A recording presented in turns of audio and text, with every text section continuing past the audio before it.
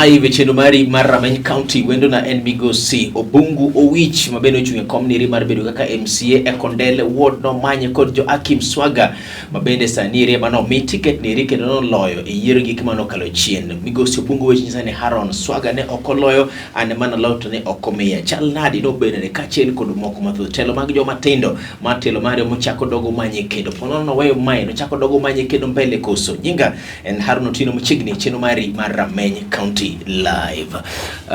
Migosi Obungu Owich de nade jaduong. Ali maber jaduong. Yes. Bang nominations mano timore Kisumu. Neno kategno I'm growing. Yes. Stronger and stronger every day. Yesaya samiyata confident here. Wacha kamonego wachake walose thuolo ni rima ker ne robarang ngwen mara deke piny mar Kenya ka Migosi Emilio Mwai Stanley Kibaki mchano ng'elre ka uno chak yuage e bunge mamalo ma Kenya kaeri. Ina nada ngombe nyalo paro godo Kibaki kaka wuoyi matin ng'ato mabende donje telo. Kibaki nyalo paro ni kinde mane Kibaki ne president, the economy mar this country ne en economy maber kabisa. Kendo jo Kenya ne winjo maber kendo dak ne yot kabisa. Ne wantiere gima kizungu luongo ni low cost of living. Gik moko nengo gi ne ogonyore. Kendo Kibaki being an economist ne oloso Kenya.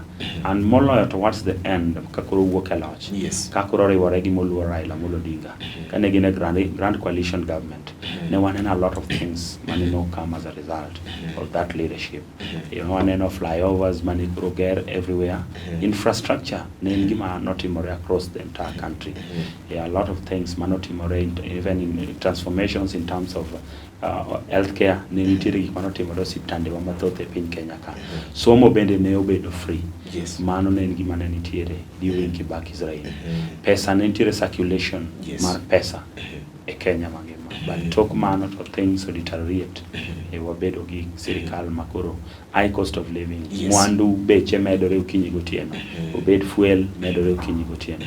Obed chak, chiemo and ngima koro yot kata weche mag thieth. Yath onge osiptande and kata somo kethore. Gid be introduce a new syllabus to without the public participation. You ywak ne kocha ywak ne koni. So there are a lot of things ma osetimore ma ok beyo. I give credit to the late Mwai Kibaki for the transformation. Bende wa yuago Kibaki e yo mara diri koda tero nino mana ng'at mane ber kende kositiri moko bende maricho minyalo achino timo. Migosi Obungu Owich. Dhano ing'eyo ni ok nyabedo 100% good. Yes. Kibaki nigi mamage bende mane richo. En gi undoing to en bende en gi berne. In terms of leadership, Kibaki was a statesman. And Kibaki ne en a leader mabende ne ok ng'ama mbwakni kata ka ne ntie public domain. Ntie kaka ne Nyasaye omiye wisdom makende mane no timo godo gigene. But wang'eyo ni Kibaki bende kaluwore gi tamruok e loch mane Raila Amolo Odinga noyombo in 2007.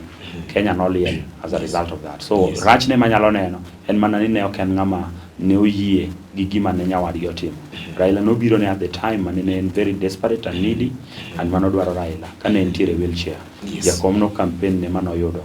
Bang' koseyudo to nolokore gi jakom mane okona the accord mane gi agree about. So that is the only undoing manyalo neno go Kibaki. But apart from that, to I give him credit. In a scale of 1 to 10, anyalo wacho ni he performed 7. Ne jatelo ma yiero mare mano yiero godo e kalo 2022 ne chalo gima pinya luongo ni local loch kata revolution moro ni Kenya no jok moko ne oyo telo mar Moi waol godo wachope giko mare wakawo tenire manyien king'iye koda ka gi Mheshimiwa Uhuru Kenyatta bende ker mar Kenya mar ang'wen pod dhi mbele gi tich sani eri king'iye koda gi ker ne bende mar ariyo Migosi Daniel Tich Arap Moi ker mokwongo Migosi Jomo Kenyatta inyalo neno nade inyalo wacho ni ene matende ne ber mogiko sitiere jomoko ma samoro no ng'iye oyombe kokete e weighing balance Mheshimiwa. Telo mar Mwai Kibaki gin telo mag old order. Gin telo mane pod waonge gi new constitution. Kibaki be no make sure not deliver a new constitution mano wego Kenya. Ka gin kod jakom. Omiyo Kibaki nowe Kenya into a new phase. So mago bende gin gik manyalo kwano. Uhuru kanose okao succeed mondo donje new phase. To ntiere a lot of difficulties mano bedo ne into a place. Kaluwore gi koso winjruok gi deputy ne towards the end kakoro dhi tieko loch mare. So difficulties gieki, unlike Kibaki during his time ne nichiere kaka vice president ne nyalo bedo termed, but sani in the current constitution ochiwo thuolo ne deputy president mofil ni embele ntiere gi constitutional right mare ma nyalo timo gimoro amora modwaro. So magi gin some of the lessons that we can learn from during Moi era. Moi mare was a one-man show whereby gik mane Moi owacho Moi kano wuoyo ne chalo constitution. That is why Raila Amolo Odinga together with the likes of Kibaki, the late Kibaki and the people around them fought so very hard mondo wabed a new constitution kokalo from the late Odhiambo Mbai mondo wabed a new constitution mondo wabed led professionally and wabed gi the legitimate power mowuok kuom jopiny. Makas kezongo wacho ni the people power. King'iyo constitution mar article 1 to wacho ni the sovereign power belongs to the people. En teko wuok kuom japiny. Ginyalo mi teko through elective position to ginyalo exercise on their own way.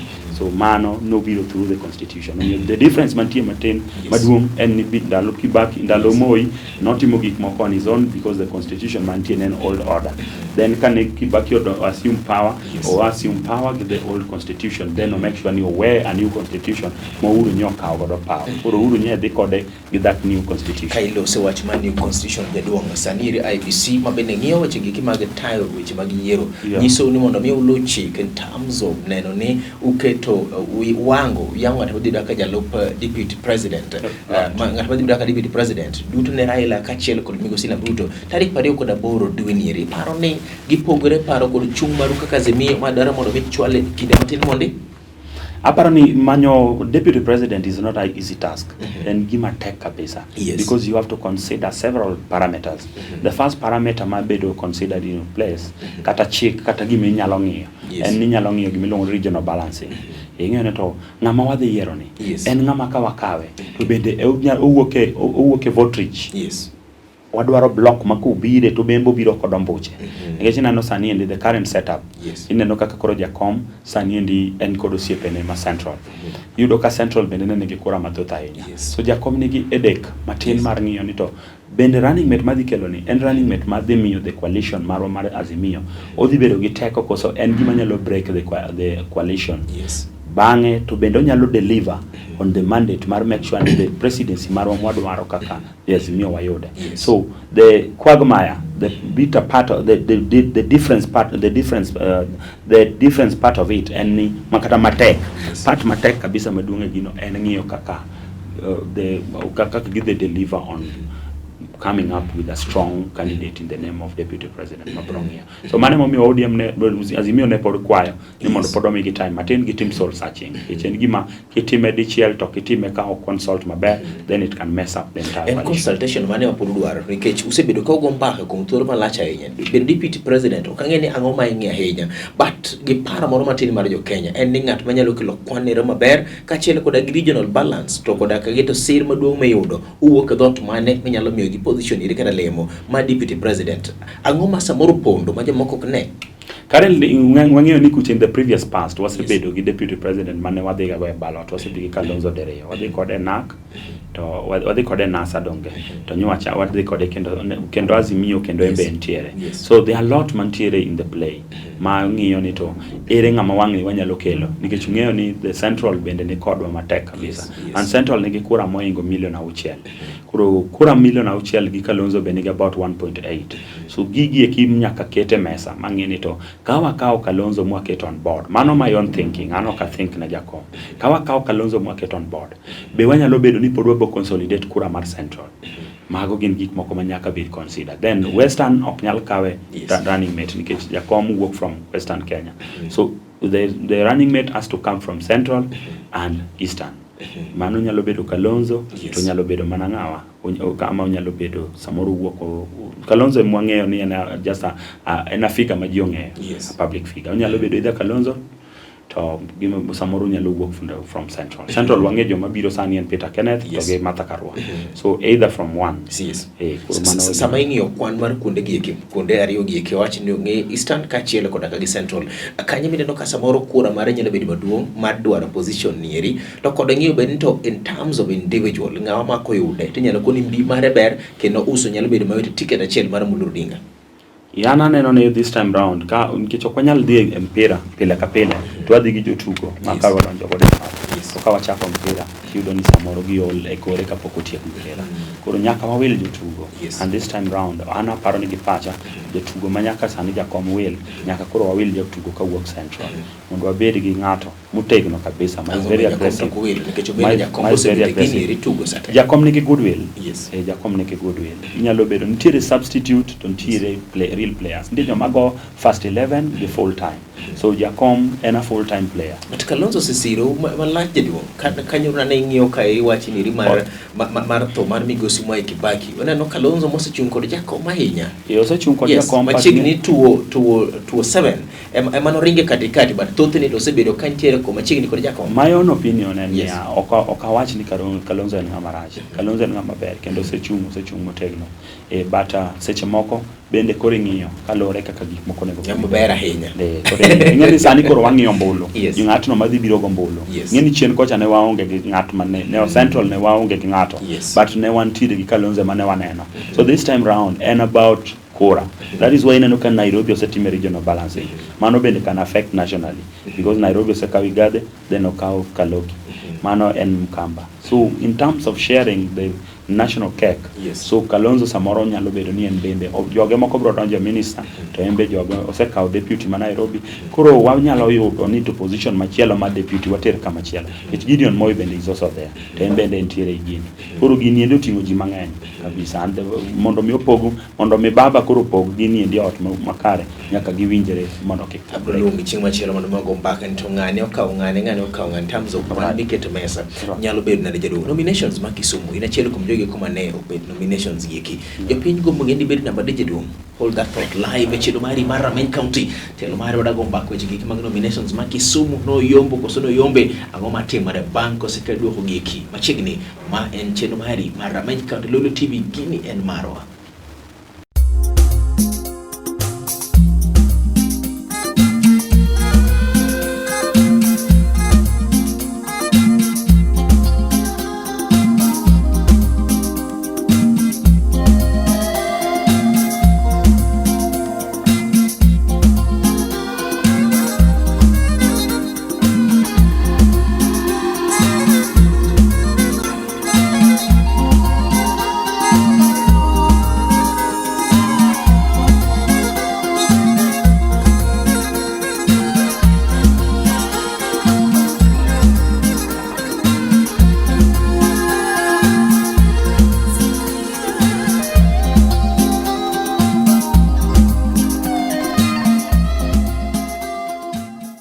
Machingi telo mari mar chendo mari mar Rameny County wendo na en migosi Bungu which no chung komanyo kom nero mar bedo MCA mar Kondele Ward kanyera beno rit koda kagi migosi Joachim Okech Swaga aka mabende sanero chako dogo dhi fwadho bandera no ketelo mar ariyo mar bedo kaka MCA ma Kondele onene nadi nominations no bedo kachiel kod moko mathoth migosi Bungu which nominations no bedo nadi jedong mokungo yana moda ka uthulo makende mondo ago erokamano ne jo Kondele mano wuok oko karomb gi mokwongo mondo gidhi gi exercise their constitutional right at the ballot mano en gima duong' ahinya ma nyaka awachi nikech ne ok en gitime for granted ne gitime because they believed that there is time to make sure that there is change at the ballot so mana dwaga go ne gero kamano mar ariyo dwago ero kamano the ODM party mano mi wathuolo mondo wa register kata wachung kod ticket mar ODM because that is also a privilege mondo mi party omi certificate mondo omi thuolo mar mondo mi register kaka jakanyo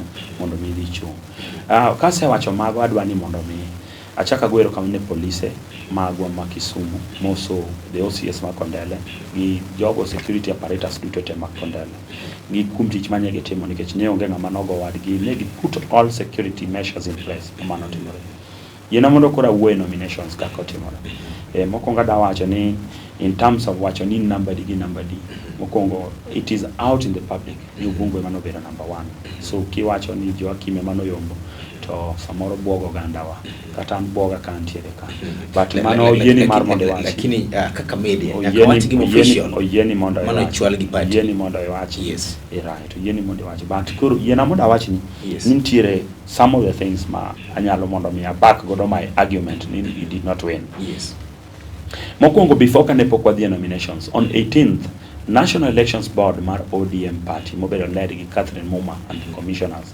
no luongo wa mondo wabed piny Mama Grace Onyango ma iluongo ni former social law ma wabedo piny kaka jogo madhi yiero in the name of aspirants. Ne nitiere gik mane onyiswa ma kizungu luongo ni guidelines to mar run that nomination. First, no nyiswa wabro bedo gi 2 agents in each polling center. Polling centers ne gin 4, iluongo ni polling stations ne gin 4. Kondele ne wan gi Kondele tent, Makara Bo flyover. Then ne wan gi Kosao primary, then wan gi Manyata primary, then wan gi Obenju primary. Kondele nigi skunde abich. Kondele timo ga polling stations e skunde abich. Koro joma ne gocho magadi teno ka otero Obenju. Koro ne gibedo 4. Ne wachnwa ni sama nominations ne dhi chako.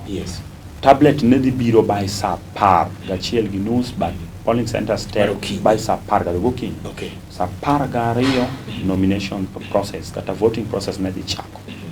No wachnwa ka yiero poko chako, agents wan dhi mithuolo mondo gibed machiegni ging'i ni machine mar tablet mokelcha itango ne giniero chako kwano from 0 manyiso ni onge gimoro amora iye.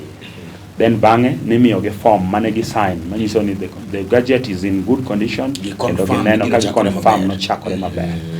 Mano did not happen in several places kaka ne owachnwa. When we went to Obenju primary no nyiswa ni password ne pod onge and it took about a maximum of 1 hour to 30 minutes mondo video chago kora Obenju. Makura Obenju no chako late around saa 1 madhi gi nus from saa 11 gi nus mane jomoko no biro e polling centers as early as 3, moko no biro at 4. The latest people mano biro ne 5:30 no biro very early. Kane wadhi Manyata primary it was the same. Pok gichako gocho because they're waiting for the password. Kane wadhi Kusao the password issue. Kane wadhi Kondele tent, Kondele ni wacho ni system en low. Yo Kondele no chako go kura as from saa 3 gi nus. And samani go kura ne oko japiny agent wa kata agents maga manitiere polling centers gi ne oko ndiko somewhere the system was not verified for them. Ne ogi verify the status of the system, whether in a good condition, whether in get power, whether ne voting chako at 0 ne oko nyisgi mondo gene gin gi paka ji chako kokura manyiso ni mano ne onge transparency on the side kaka ne owachnwa ni ne dhi timore.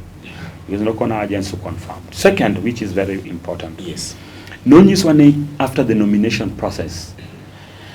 We as aspirants wabro yudo our results from each polling center. Abro ng'eyo ni ayuda ng'o Obenju, abro ng'eyo ni ayuda ng'o Kusao, abro ng'eyo ni ayuda ng'o Kondele tent kata flyover, abro ng'eyo ni ayuda ng'o Manyata primary. Mar adek ne owachnwa ni ka yiero pok orumo. Yiero ne dhi rumo saa 11 gi nus. Chako saa 12 to rumo saa 11 gi nus. Kane ochopo saa 8 gi nus, kura koro ni goyo to agents no realize ne kura okwan. Ma agents openjo the machine operators nango miyo gini okwan. Then the machine operators tried to intervene to gocho ne the commissioners, and even they even told me Kadhi Kusao primary in particular ni wase reach out to Catherine Muma, the National Elections Board chairperson, and we have been informed ni yoga kura gonchika magedhi to giduogo wabro kwano ge bang. Okay. So we did ask ourselves, Nikura dekanye, is there another gadget altogether? Mama is the only gadget we have here. Jawati motabulation, because our agents were marking out.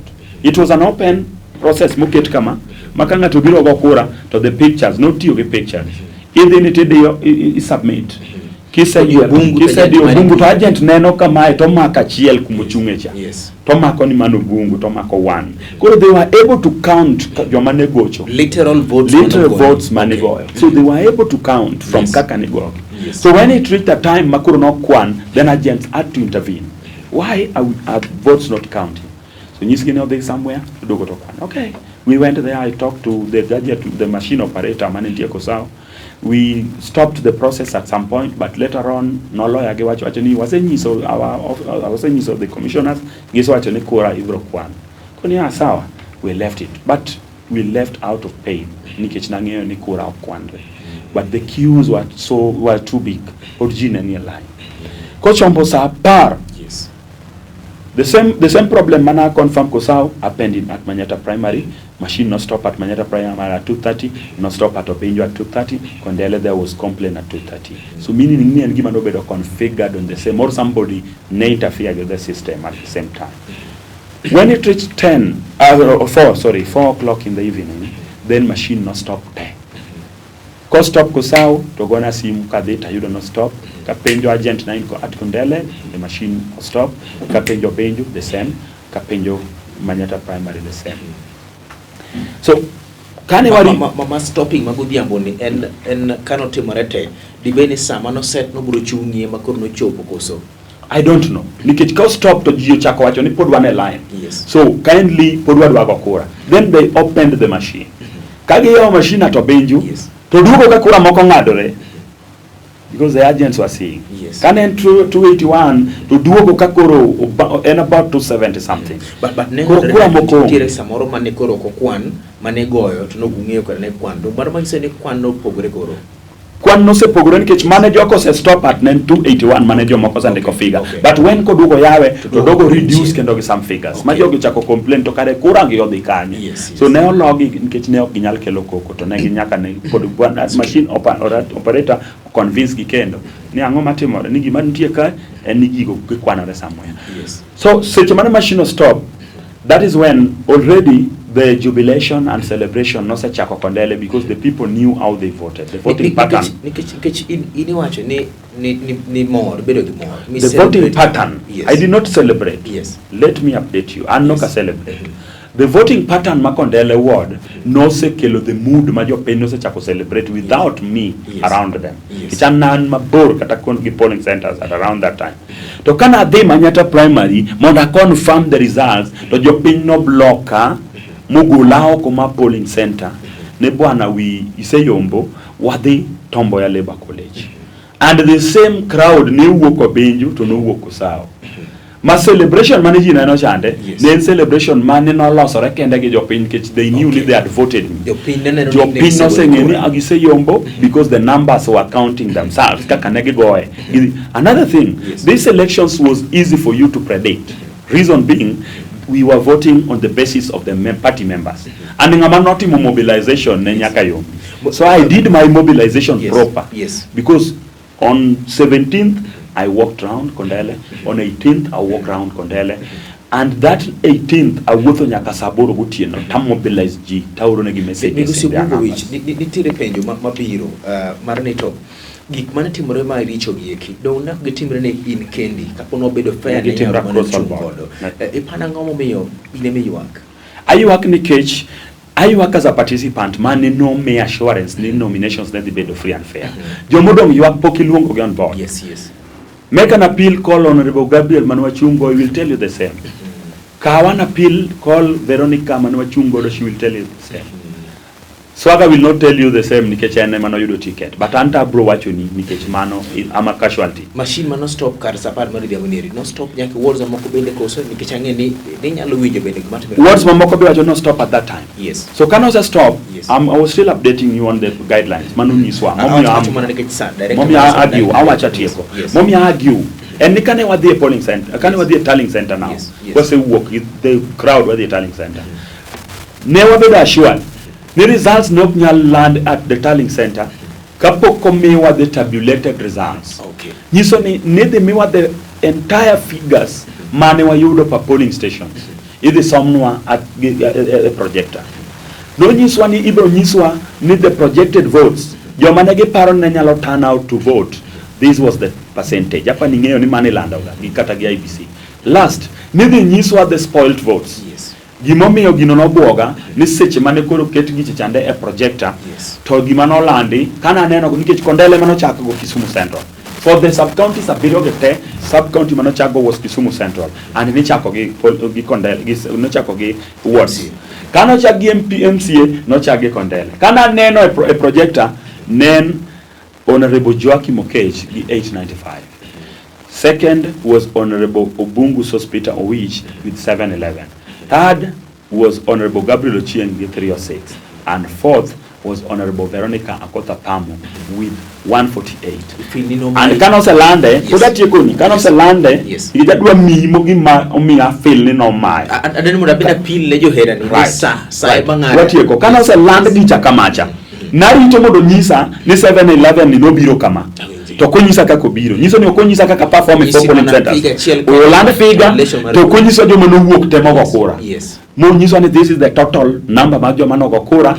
Mai kaka Nilo 7-11, mai kaka Joakim obedo number 1 gi 895, mai kaka Gabi obedo number 3 gi 306. Mano did not come. Then okonyisa ni for spoiled votes ngina. Nyakwatie kimweshimwa. Isebedo ja party motegi na henye. Way forward jo mano chunku gwen mano go ni kura. Ma feel ni no ma mweshimiwa Obungu Owich. Yo enyo mane. Iweyo wachi niri kostire kamaro mailo kinyo kamera nitiri kachiel. Loko tiek bende iwacho ni uform gimilongo ni independent movement Kisumu County. Ominango ni kamera nitiri. 1 minute. Adwa wuoyo jo era na manogo raumbolo chieng' tarik 19 mano wuok in their large numbers to make a wise vote at the ballot because they wanted to make a declaration ni Kondele we want an Honorable Obungu Owich. Namor kabisa nikech ne ugoyo kura. Koromo so chiko you started celebrating your victory which was robbed. Amor kindadwa nyiso ukawuono ne kaka Obungu Owich. I have traversed the entire Kondele ward after the nominations. The communication in all corners of Kondele ward ni victory marwa was stolen and we need to revisit it. Kwayo wase winjo, and I'm telling you openly without fear or favor. Ni kama antiere niendi awuotho gi loth katra and translate what Musa gimanya sign no nyiso Musa e Bible. Angoma in gode lweti minyalo konyo godo ogandau. Amba biro kawuono mondo nyiso ni an gi lothni as my identity. Machung godo as a sign of protection madhi defend godo the stolen victory mar Kondele ward. Na nyiso ni abiro dwe maraboro nikech usewacho mondo abi. Ang'eyo ni ji penjo mathoth kabisa no Bungu donge nyocha in organizing secretary mar party, are you going to resign from that position? Anyiso ni times nitiere makizongo wacho ni desperate times calls for desperate measures. For this opportunity I may go for another route, and that route is independent. On the question mar independent coalition party, yes, adwa wacho ni yes, there is a new dawn, and the dawn manyien and jo piny wacho ne gionge gi problem gi Raila Amolo Odinga, and jo Kondele wacho gi jo Kisumu County we are going to vote Raila Amolo Odinga overwhelmingly. And what they make sure ni Jakomo bedo president with all our votes. Yes, I will make sure ni we walk to door. With the dot steamer, with the dot bow, with the dot mora mar chuma, we make sure ni jo walk okomogo ne Raila kura. But mar independent to abro make sure ne wanyiso jo amondo gigo kura. Good luck. Ne our position. Thank you very much. Chapodo watime kendo ok dawach gimara moro toke. Bungu Owich loso gi leta yenye chunye. Wacho ni Haron gini okaw alweto kwase yudo kata kamano. Wachak dog lawe kendo. Ishara majo literature wacho ni a sign of protection edala. Ilonga ni Haron Otieno.